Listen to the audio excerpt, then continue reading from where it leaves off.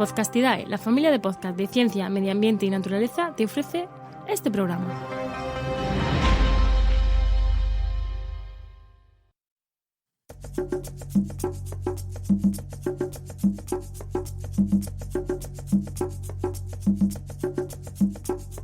Estás escuchando Mentes Covalentes, tu podcast de química y neurociencia, con Hugo Quintela y Clara García.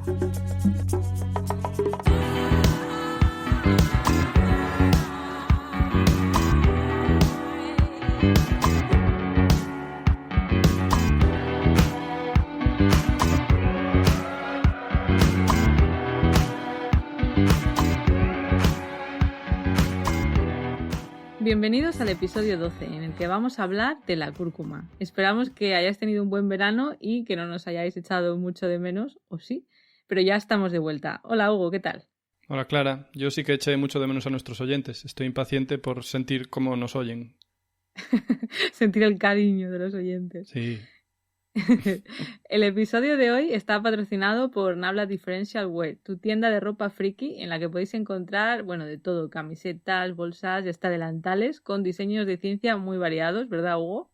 Sí, variadísimos. De diseños tipo Los Ramones a diseños tipo Pink Floyd a diseños tipo Yin Yang y un largo etcétera. Minimalistas, sí, hay muchos estilos.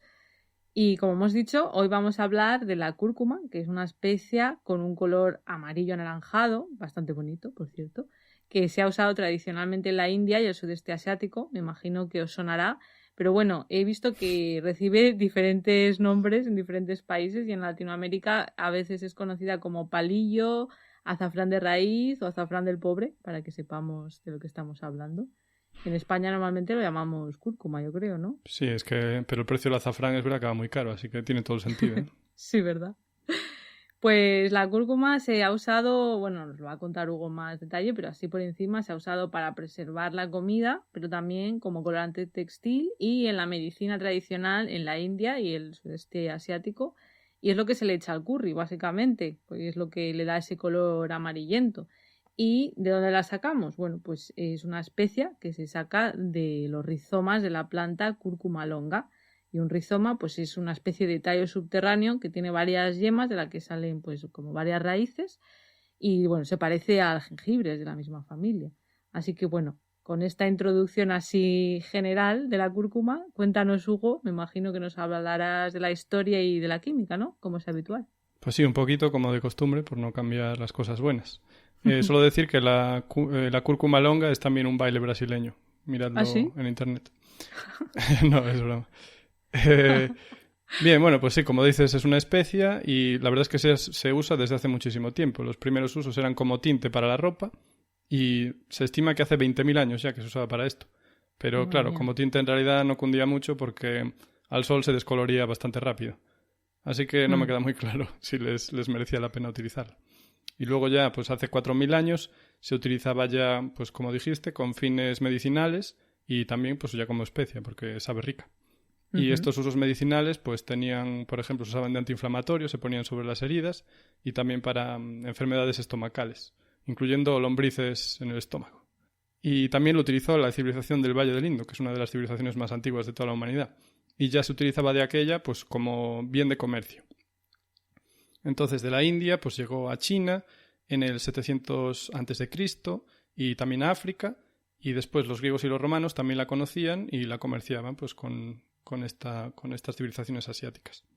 Y luego ya en la Edad Media pues los árabes eran los que controlaban un poco los pasos, ¿no?, en la ruta de las especias y entonces así llegaba hasta Europa. Pero no lo petó de verdad en Europa, que tampoco comparado con otras especies fue tan popular, pero hasta digamos el siglo XVI, ¿no?, que es cuando ya se utilizaba más. Sí, de hecho tampoco se usa mucho, ¿no? Por lo menos en España no es algo tan habitual de tener en la cocina, ¿no? Sí, yo soy más de usar clavo y otras cosas, la verdad que cúrcuma no... Pero que está bienvenida, ¿eh? A mí me gusta. Sí, yo ahora sí que la uso. Sí, desde este podcast muchísimo más. Hombre. Porque nos vas a decir las propiedades que tiene. Sí, luego contaré. Claro, yo ya había investigado un poquillo de esto cuando hice mi documental para YouTube y a partir de leer pues propiedades positivas dije, pues voy a incorporar la cúrcuma en ¿Por qué mi día a día, claro. Bien, bueno, pues a día de hoy el que más produce cúrcuma en el mundo, la verdad es que como siempre es la India, que produce un 80% aproximadamente del total mundial, y estos son unas 860.000 toneladas a datos del año 2006. O sea Pues que bastante cúrcuma que producen. Y claro, también son los principales consumidores, porque como acabamos de decir, por ejemplo, en España no es que se coma mucho. Como dijiste, la cúrcuma es naranja, un color bastante bonito. Y esto se debe principalmente a la presencia de curcumina en la cúrcuma, lo cual tiene todo el sentido del mundo, claro. Por eso se llama así. Bien. Y este es el componente de mayor actividad biológica que se encuentra en la cúrcuma, o sea que es el responsable de sus actividades positivas, ¿no? Como antiinflamatorio, como dijimos antes, entre otras. Y la curcumina está presente también a día de hoy pues, en colorantes alimenticios, en concreto en el E100, que bueno, puede ser E100, 1 o I, según cómo se mire. Si es cúrcuma y si es curcumina, pues es II, E100 II. O 2, en números romanos minúsculos. Creo que eso es en Europa solo, ¿no? Ah, cierto, es la Unión Europea nada más, ¿sí? Por los que nos estén escuchando desde otras partes del mundo, pero vamos, cuando miras la lista de ingredientes de algo, pues si estás en Europa, o la Unión Europea, no sé exactamente, pues podéis ver ese E100. Gracias por el apunte. En la Unión Europea, sí. La Unión Europea, E100, y puede ser I o II, dependiendo de si es cúrcuma o curcumina. Bien. ¿Y por qué tiene este color tan bonito, ¿no? La curcumina. Bueno, pues como ya vimos en el capítulo de los tintes, tiene una estructura con un patrón específico para, bueno, pues para mostrar colores intensos, que es la combinación de un doble enlace y un anillo bencénico. No sé si te acuerdas, Clara, de qué era toda esta movida. O sea, te pongo en un breve, más o menos el anillo bencénico sí, pero no recuerdo que eso le dé un color especial. Sí, bueno, o sea, no vamos a entrar profundamente en esto, pero bueno, el hecho de que una molécula muestre colores se debe a que tiene ciertas estructuras, ¿no? Y esto depende de la energía que absorben o reflejan sus electrones.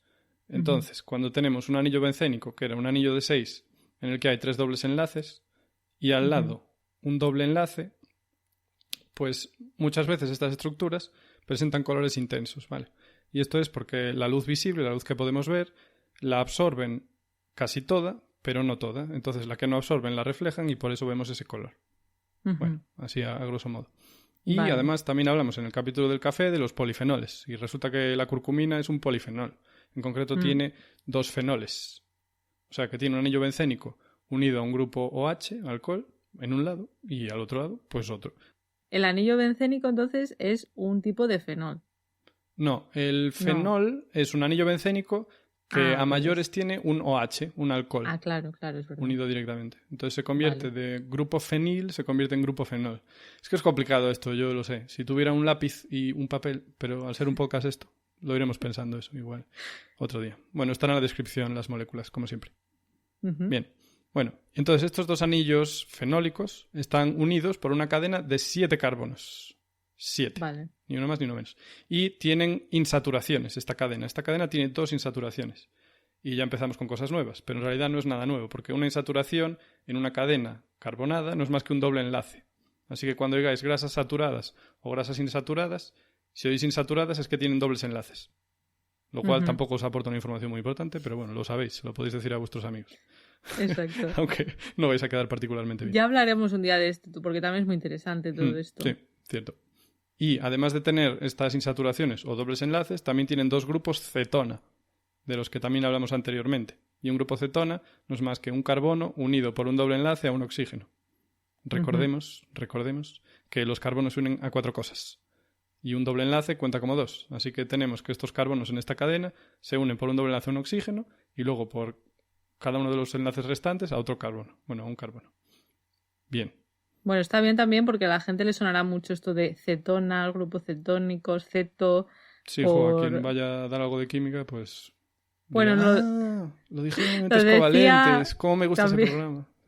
También, el que haya estudiado química, desde luego, pero también porque se ha puesto de moda lo de la dieta keto y los grupos... No me digas que se llama keto, cetónico. No ceto. Sí, lo llaman keto, creo, porque lo escriben con K del inglés, claro.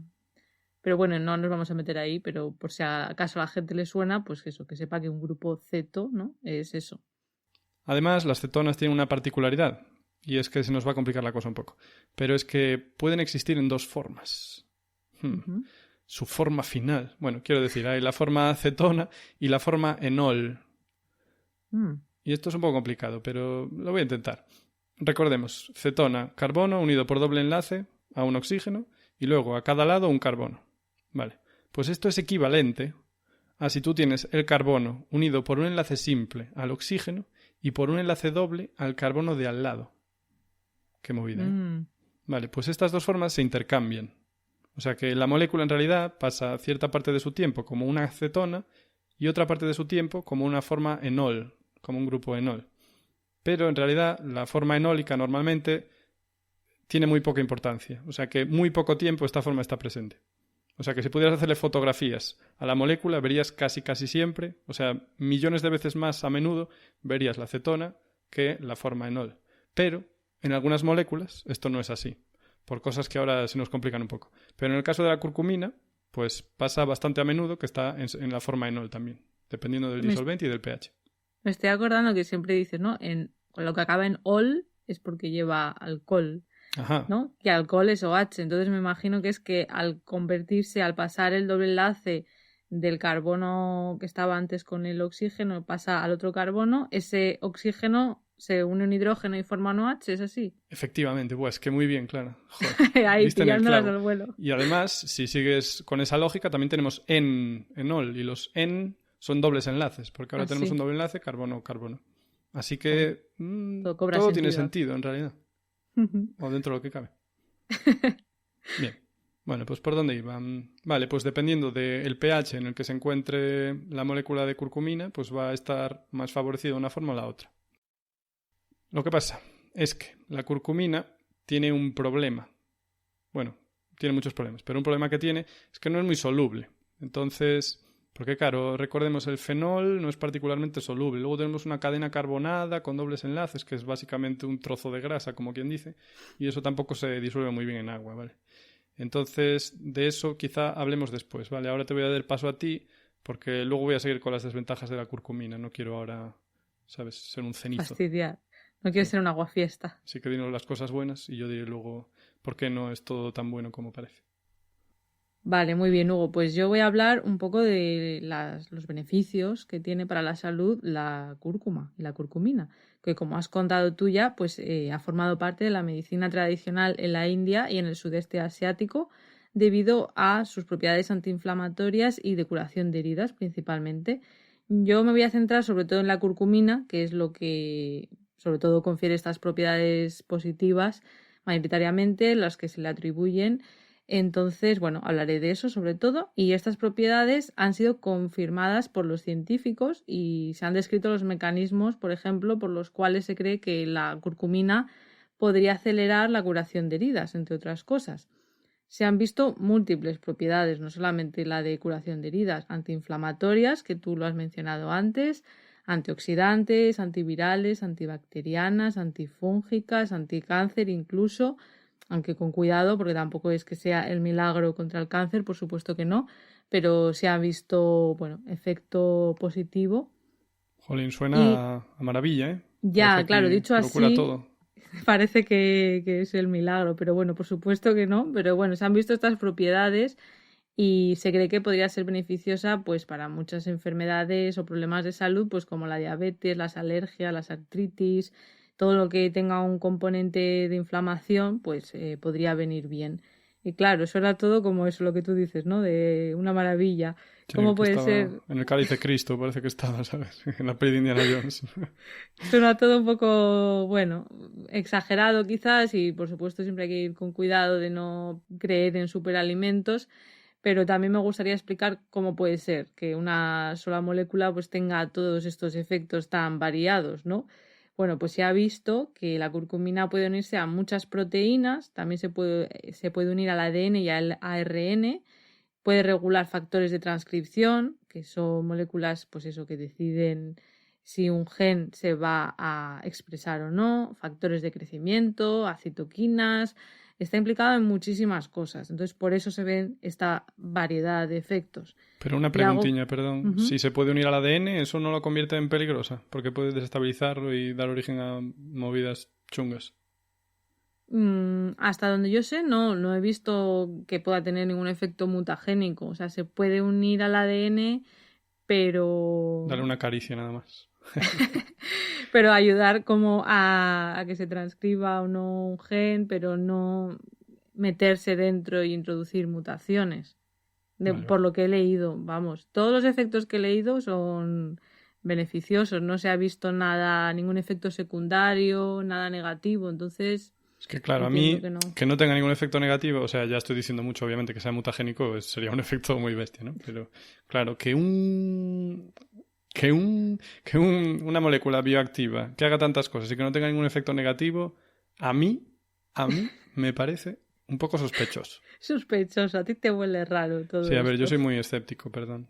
Bueno, a ver, está bien. Bueno, yo creo que nos complementamos. Yo soy más optimista y tú tiendes más a no creerte, pero está bien tener ese punto escéptico, porque no nos tenemos que creer que todo, ¿no? Lo que nos vendan como positivo es necesariamente así. Entonces está bien. Pero bueno, me gustaría aclarar lo que digo de las enfermedades, por ejemplo, pues que muchas enfermedades crónicas están ligadas de una manera más directa o indirecta a inflamación disregulada. Entonces, claro, si decimos que la curcumina tiene una actividad antiinflamatoria muy potente, pues puede explicar que sea beneficiosa para estas enfermedades con este componente inflamatorio, que puede ser desde la diabetes a enfermedades renales o hepáticas, artritis o incluso enfermedades como el Alzheimer, pues tienen un componente de inflamación. Existen más de 1000 artículos publicados sobre el efecto de la curcumina en diferentes enfermedades, incluyendo pues todo tipo de estudios, desde estudios epidemiológicos a investigación básica, digamos, puede ser en ratones, en animales o in vitro. También investigación clínica, o sea, ya con pacientes a los que se les administra la curcumina. O sea, que hay un poco de todo, ¿vale? Pero hay muchos artículos. Entonces tampoco vamos a poder verlos todos, claro, porque entonces sería un podcast de 20 horas, un episodio de 20 horas. Pero bueno, vamos a ver algo. No vamos a hacer eso, por lo menos por ahora, no está en nuestros planes. No, sería demasiado. Yo me voy a centrar en los que tienen que ver más con la cognición en las enfermedades neurodegenerativas, porque como ya sabéis, pues es el tema que me gusta más, el de la neuro. Es lo tuyo. Es lo tuyo. Exacto, es lo mío. Y me gustaría hacer un inciso antes de seguir, que es cuando hablamos de enfermedades neurodegenerativas, este es un término paraguas que engloba a diferentes enfermedades que suelen afectar a las neuronas del cerebro, sobre todo, que suelen no tener cura o están pues investigando cuál es esa cura y producen síntomas debilitantes. Entonces, enfermedades neurodegenerativas que nos suenan a todos, pues la enfermedad de Alzheimer, que la hemos mencionado, el Parkinson también, o el Huntington, que es menos conocida, pero bueno, es la enfermedad que yo estuve investigando durante mi tesis y que, bueno, también está ahí y tampoco es tan poco común. Lo que pasa que, bueno, comparado con el Alzheimer o el Parkinson, pues es mucho menos común. Que a ver cuándo sacamos algo de una vez para esto. Sí, además que con el Huntington, como se conoce cuál es el gen, en ese caso hay un gen que se conoce que es el que la mutación causa la enfermedad, pues hay todavía más posibilidades. Pero bueno, hoy vamos a centrarnos en la curcumina y sobre todo más en el Alzheimer porque es de esta enfermedad sobre la que hay más estudios.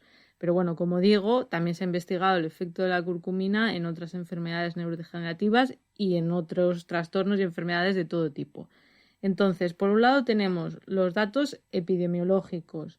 Es decir, eso significa que se observa a ver qué pasa en la población, sin realizar un experimento, sin coger un grupo de voluntarios a los que se les da curcumina o no. Entonces es más, pues eso, observacional. Entonces se puede ver qué correlaciones hay, ¿no? Y en este caso se ve que una mayor ingesta de curcumina está asociada a una mejor función cognitiva en las personas mayores sanas. Eso es lo que se ve en términos generales. Además, algunos científicos atribuyen a esta especie la baja incidencia de Alzheimer en la India, que ahí se usa la cúrcuma a diario, como hemos dicho, ¿no? Pero tienen en cuenta la esperanza de vida también. Se veía la prevalencia de Alzheimer en adultos entre 70 y 79 años. Ah, perfecto, vale. Y lo comparaban de la India con Estados Unidos. Y se veía que era 4,4 veces mayor en Estados Unidos que en la India. Caray. O sea, que estaban cogiendo un grupo con la misma edad. Claro, habría a lo mejor que comparar otras cosas, o no sé los detalles. ¿No? Pero bueno, si Claro. fuera solo, por ejemplo, contaminación, caray, en muchos sitios de la India mira que no hay contaminación también. Sí, claro, en la India sí. Así Muchos que a lo sitios sí, en mejor grandes ciudades. la dieta también, claro. Claro, a ver, al final no dejan de ser estudios, pues eso, de observar qué pasa, pero no puedes estar seguro. Pero encajan las piezas del puzzle, encaja. Sí, más o menos yo creo que sí. Luego también había otro estudio en el que se miró dentro de población asiática en Singapur, que incluía personas que procedían de China, de India y de Malasia, que tenían entre 60 y 90 años de edad, y ahí se vio que un mayor consumo de curry estaba asociado también a un mejor desempeño cognitivo, que en este caso ya era gente que vivía en la misma zona, que puedes entender que tienen un estilo de vida más o menos Ujú. parecido, etcétera. Así que bueno. Pero como siempre decimos, correlación no implica causalidad, o sea que el hecho de que dos cosas parece que que van en la misma dirección no significa 100% seguro que una esté causando la otra, y por eso los datos epidemiológicos pues nos dan pistas, pero no es suficiente, hay que investigar más. Y existen bastantes grupos que están investigando a ver cómo se puede aplicar la curcumina como terapia en enfermedades neurodegenerativas, si tiene sentido o no.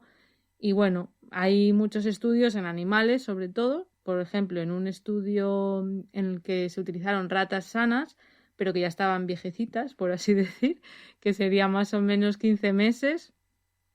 15 meses al empezar el estudio y 18 cuando se terminó, porque estuvieron tomando pues una dieta rica en cúrcuma o en curcumina en este caso durante un tiempo. Pues en ese caso se vio que la ingesta de curcumina estaba asociada a un mejor desempeño cognitivo y también a la formación de nuevas neuronas en estas ratas. Oh, Que claro, digo viejecitas, pero bueno, es que el tiempo de vida de una rata pues es muy pequeño, ¿eso ¿no? qué Creo que es? son 2 años o así. Entonces, bueno, pues sí, con 15 o 18 meses ya se consideran que están ya mayorcitas, Están ¿no? para cascar ya.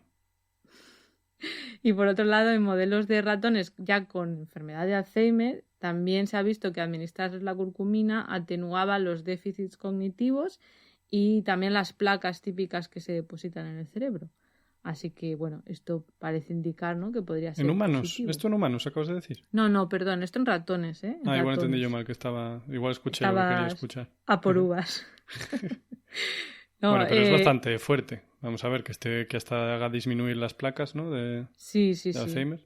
Exacto, y Esto- claro, me gustaría explicar lo de esto de las placas y todo, cómo podría ser.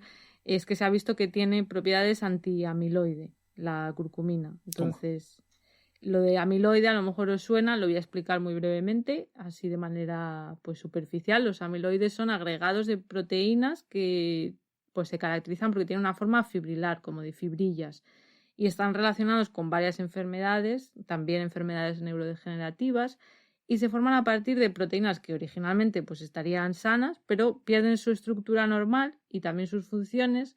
Entonces este plegamiento, esta forma rara que adquieren, pues hacen que se depositen y forman pues eso como agregados o placas, y esto pues causa problemas. Y en diferentes enfermedades pues existen agregados que se llaman de manera diferente pues según la proteína, ¿vale? Y reciben nombres diferentes. Pues bien, la curcumina se uniría por lo menos a la beta-amiloide en la enfermedad de Alzheimer, pero también a la alfa-sinucleína, que es la proteína que se ha visto que se deposita en la enfermedad de Parkinson, y también a la huntingtina en la enfermedad de Huntington. Así que, como vemos eso, se une a diferentes proteínas que están alteradas en enfermedades neurodegenerativas. Pero lo que no sabemos es si las placas son causa o consecuencia de las enfermedades. Bueno, no sé en Huntington, pero en Alzheimer no se sabe si lo causa o es una...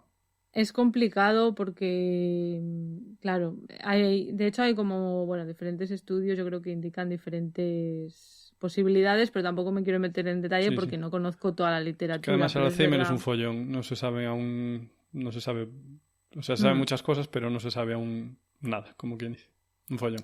Claro, yo conozco más Huntington porque es lo que estuve investigando, aunque yo investigaba en humanos y con neuroimagen, o sea, mirando el cerebro, qué zonas se activan y tal. Yo no estudiaba esto tan en detalle, pero bueno, leyendo los papers, en Huntington sí que se ven estos depósitos de la proteína afectada antes de que haya síntomas, si no recuerdo mal, pero cosas que ocurren antes son, pues por ejemplo, que las neuronas empiecen a conectarse mal unas con otras. O sea, que existen cambios que no son observables en la estructura, pero sí en la función, que se pueden ver con técnicas de neuroimagen. Pero es muy complejo, o sea, realmente es pues eso, una cascada de cosas que ocurren mal y tampoco se sabe qué va antes de qué. Pero bueno, ver que hay un compuesto, la curcumina, que se une a esos agregados y que ayuda a que eso no vaya más, pues bueno, por lo menos Positivo es esperanzador. Sí. Sí. Y también hay que tener en cuenta, como hemos dicho antes, que tienen propiedades antiinflamatorias y antioxidantes, la curcumina. Entonces, claro, uniendo todo, lo de que se une a los amiloides, que tiene estas propiedades antiinflamatorias y antioxidantes, pues puede explicar que sea bueno para el cerebro en general. Y también hay que tener en cuenta que el sistema nervioso central, pues que es el cerebro y la médula espinal, es especialmente vulnerable al daño oxidativo, porque tiene una tasa metabólica muy alta, demanda mucho oxígeno, entre otras cosas, y ese daño oxidativo pues puede llevar a la inflamación, que a su vez pues podría producir pues daño en muchas cosas, entre ellas por las mitocondrias, que son unos orgánulos dentro de las células, y finalmente pues a la muerte de neuronas. Entonces es como que todo está relacionado. Y bueno, pues tiene sentido pensar, ¿no?, que si hay algo que encima es antioxidante y antiinflamatorio y todo esto, pues podría ayudar. La panacea. Yo creo. La panacea, exacto. Así que estas propiedades pues podrían ser otro de los motivos por los que se podría ayudar a disminuir el riesgo de sufrir estas enfermedades o enlentecer su progreso, su progresión.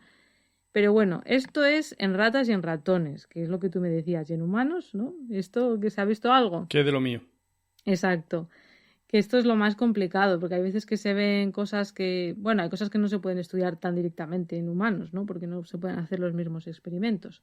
Pero bueno, por ejemplo, hay un estudio de 2006 en el que se extrajo sangre de 6 pacientes que tenían Alzheimer y de 3 personas sanas sin Alzheimer, y se vio que los macrófagos de pacientes con Alzheimer, que son unas células pues, que se encargarían como de quitar las cosas malas, dicho de manera muy simplificada, esos macrófagos tenían menos capacidad de fagocitar, de comerse a los agregados de beta-amiloide que se les añadían luego in vitro, ¿vale? Se sacaba la sangre, se extraían los macrófagos y se le añadían beta-amiloide en una placa, ¿vale?, in vitro, en el laboratorio. Comparado con las personas que no tenían la enfermedad, esos macrófagos pues podían retirar menos esas beta-amiloides malas, por así decir.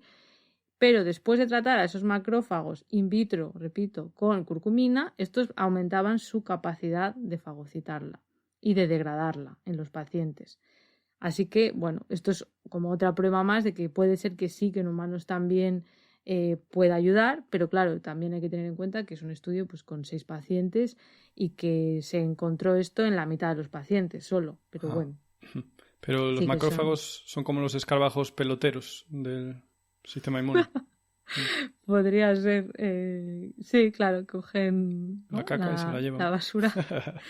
Esto fue, claro, un estudio de 2006. Desde entonces hasta ahora pues ha habido muchos más estudios, muchos de ellos también in vitro, en el laboratorio. Pero, sin embargo, los efectos clínicos parecen tener efectos muy limitados de momentos. Los ensayos clínicos serían pues ya cuando se prueba en personas, en humanos, en personas con enfermedad. Y lo que se ha visto sobre todo es que el problema podría ser, que creo que vas a comentar tú luego también, la baja solubilidad de la curcumina y su baja biodisponibilidad. Pero también hay que tener en cuenta que a veces en estos estudios pues incluyen pacientes que a lo mejor ya tienen una patología bastante severa y podría ser pues que probando en pacientes presintomáticos, que esto sobre todo se podría hacer en la enfermedad de Huntington, que se sabe el gen y la persona puede saber si tiene la enfermedad o no, pues se podría probar. No lo he encontrado, no lo sé, a lo mejor si busco más, pero no he visto ningún ensayo clínico de curcumina en Huntington, pero bueno, ese podría ser un motivo más. Así que bueno, se está investigando maneras de administrar también la curcumina que pueda mejorar esa biodisponibilidad y se sigue investigando tanto en Alzheimer como en muchas más enfermedades, trastornos. Y me gustaría ya terminar esta parte diciendo que sí que he visto que se han hecho ensayos clínicos con cúrcuma en personas con depresión comparando, por supuesto, con grupo al que se le da placebo, y en este caso parece que sí que hay eficacia en disminuir los síntomas depresivos. Así que bueno, ahí también algo positivo. Pero yo sé, Hugo, que tienes muchos peros y cosas que añadir. Que no es uro todo lo que muge. Entonces os voy a decir que el problema es que tiene la cúrcuma, como estás diciendo, que claro, no está muy disponible, ¿no? Biodisponible simplemente de lo que te tomas, la cantidad que llega a donde tiene que llegar para que mejores de lo que sea. Entonces, por un lado, eso. Y otra cosa es que no es muy soluble en agua, ¿no? Porque es un mazacote graso, como quien dice, ¿no? Porque, como dijimos, tiene esta cadena central de carbonos y luego los anillos bencénicos tampoco son muy solubles y además es relativamente rígida, o sea que es bastante plana. Y al ser plana, pues no se puede doblar y entonces eso hace como que forme plaquitas paralelas entre ellas y entonces eso hace que el agua pues no sea capaz, digamos, de interactuar con ella. Y ya como apunte también podría decir que, claro, ¿por qué unas moléculas se disuelven bien en agua y otras no, ¿no? Y eso es porque las moléculas que tienen ciertos grupos llamados polares o hidrófilos, o sea, amigos del agua, pues interactúan con el agua, ¿no? Entonces los hidrógenos del agua pues pueden, por ejemplo, establecer puentes de hidrógeno, que son pues unas interacciones supramoleculares. Si os acordáis del capítulo con Lucas, nuestro querido Lucas, pues nos decía que estas cosas son muy importantes, ¿no? Y para la solubilidad pues es fundamental. Entonces digamos que en general no siempre, pero los átomos de nitrógeno, por ejemplo, se llevan bien con los átomos de hidrógeno, que están a su vez unidos como en el caso del agua, con un oxígeno. Así que bueno, digamos que si un oxígeno está unido a un hidrógeno, ese hidrógeno va a interactuar gustosamente con aminas, que son estos grupos NH2 o NH, ¿vale? Que tienen algunas moléculas orgánicas. También los grupos ácido son muy solubles. Los grupos alcohol también ayudan a la solubilidad, porque en general también se dice el principio de semejante disuelve a semejante. Esto hay que llevarlo con cuidado, pero digamos que lo que se parezca al agua, pues se va a disolver bien en agua, ¿vale? Por eso un alcohol que se parece al OH2, ¿no? Porque es un OH, pues en principio se disolvería en agua. Un NH2 también se parece al OH2, entonces también se disolvería bien, etcétera, etcétera. Pues pero cuando entonces... tenemos... sí. Perdón, que claro, todo esto es la solubilidad en agua, al final es porque en sangre hay agua y por eso es importante que sea soluble en agua. Claro, ¿no? efectivamente. O sea, la sangre no es igual que el agua, pero es en su inmensa mayoría agua. Entonces, si te disuelves en agua, te vas a disolver en sangre casi que sí. Lo que pasa es que, claro, bueno, hay proteínas y otras cositas, pero en general, si te disuelves en agua, en sangre te vas a disolver seguro. Vale, bueno, pues la curcumina, por desgracia, se disuelve solo a 1 miligramo por cada litro, más o menos, en agua. Entonces eso ya os puedo hacer imaginaros que muy bien no vamos, ¿no? Y después, para comparar, en etanol, sin embargo, se disuelve 1 gramo por cada litro. Entonces, si utilizamos este principio, con cuidado siempre, de semejante disuelve a semejante, el etanol tiene ese grupo OH, pero también tiene CH2, CH3, el grupo etilo. ¿Y eso qué es? Una pequeña cadena, muy pequeña, cadena carbonada. Como la curcumina está formada mayoritariamente por, digamos, cadenas carbonadas, pues el etanol consigue disolverlo mucho mejor que el agua. Tiene sentido. Ah, vale. Bien. Ese es un problema, la solubilidad. Otro problema que tenemos es que además se oxida fácilmente la curcumina. De hecho, por eso es un antioxidante, porque digamos que ella se sacrifica y se oxida ella para que no te oxides tú. Eso está muy bien, pero claro, abres un bote de curcumina al aire y entonces se te va a oxidar relativamente rápido. Entonces eso también es un pequeño inconveniente. Y otro inconveniente que tiene es que también es sensible a la luz. Vale, dijimos que el color naranja se origina porque tiene esta estructura conjugada de anillo bencénico más doble enlace y pues estos electrones absorben la luz visible y por eso tiene ese color. Pero a veces la energía que se absorbe de la luz, los electrones la usan para saltar del orbital en el que están y excitarse, dejémoslo así, ¿no? O sea, reciben la luz y se ponen, pues eso, se ponen muy nerviosos. Y entonces, para disipar esos nervios que tienen, pues hacen locuras. Y entonces, a lo mejor, cambian la forma de la molécula o reaccionan con otra molécula que esté al lado. Y cuando ya reaccionas con algo, dejas de ser lo que eres. Así que ya no es curcumina. Y entonces, pues, podemos decir que se descompuso. Claro, y entonces ya los efectos, pues, no van a ser los mismos. Vale, o sea, que tiene sus problemillas la curcumina. Sí, sí. Pero es que todavía no acabé. Bueno, en realidad más o menos sí que acabé.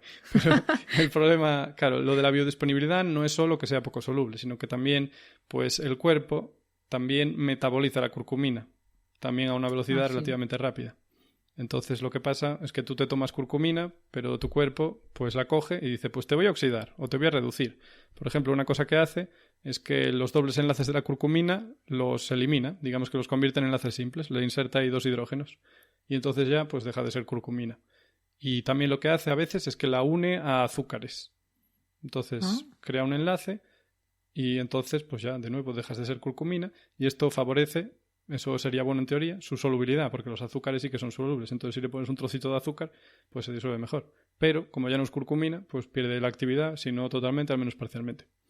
Pero bueno, también el problema que tiene es que tal como por esta falta de solubilidad, tal como entra sale. Así que claro, tú te tomas 5 gramos, pero de lo que te comes pues se va casi todo para afuera por este maravilloso ciclo de la comida. Pero esto es algo que no hemos comentado, pero sí que parece que si administras la curcumina o te la comes, vamos, nosotros en nuestra casa con piperina, ¿no? Que es lo que lleva la pimienta, parece que mejora su biodisponibilidad, ¿verdad? Efectivamente, porque no todo, a pesar de ser yo un cenizo bastante integral, no todo es malo, ¿vale? Tenemos cosas buenas también para solucionar estos problemas y esto es lo que en farmacia se llama la formulación. O sea, que tú tienes tu principio activo, o sea, tu molécula que te hace cosas, pero las medicinas normalmente llevan otras movidas. Y a veces pues lo que hacen es que ese fármaco se libere más despacito o más rápido o que lo consigas absorber mejor.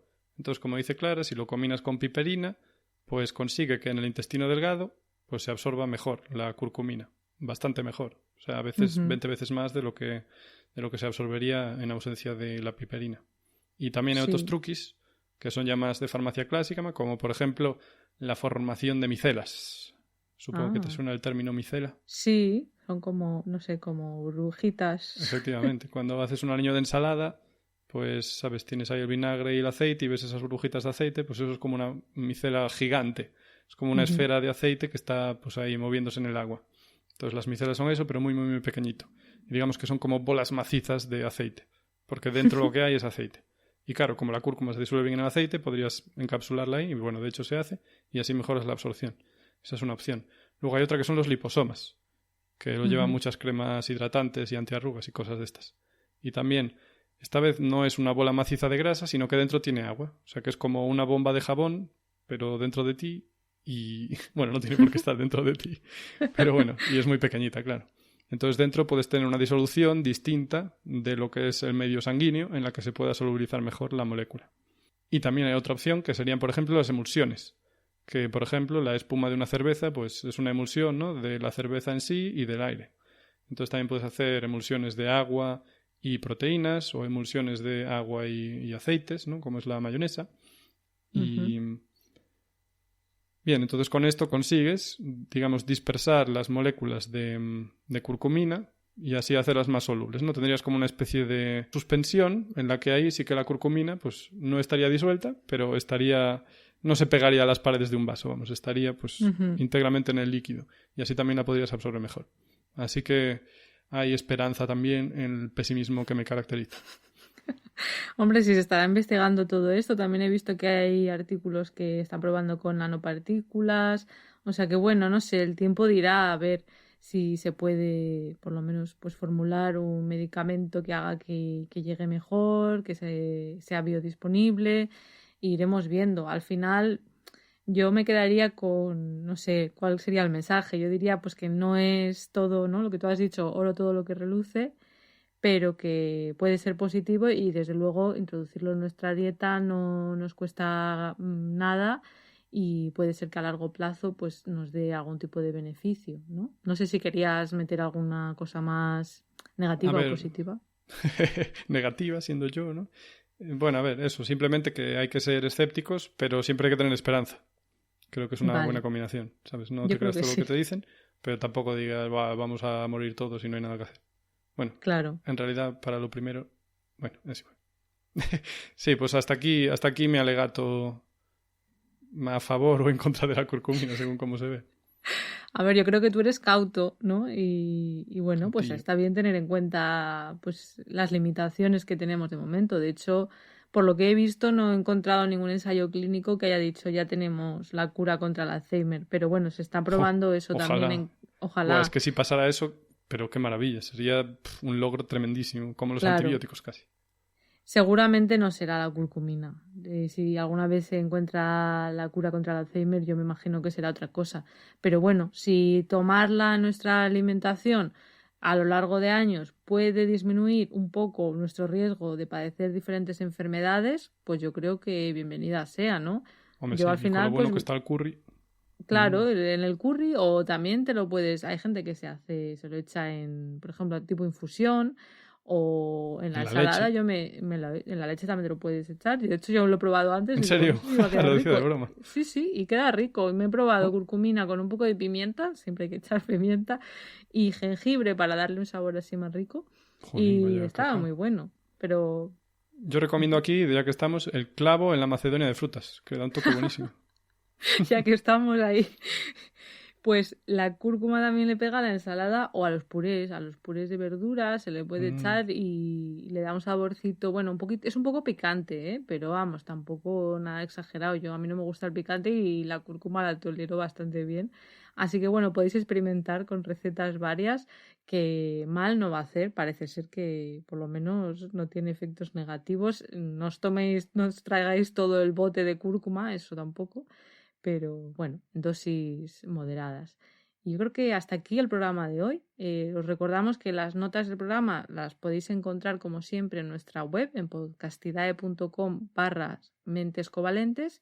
Esperamos que os haya gustado. Si es así, pues dadle al corazoncito de me gusta, y si queréis apoyar nuestro programa, pues os podéis suscribir desde vuestro reproductor preferido y dejarnos comentarios, que siempre los leemos y contestamos. Recordad también que podéis seguirnos en redes sociales. En Twitter somos @covalmentes y en Instagram y Facebook somos Mentes Covalentes. Y también podéis contactarnos por email si queréis en mentescovalentes@gmail.com.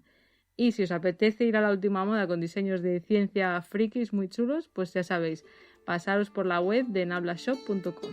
Hasta la próxima. Venga.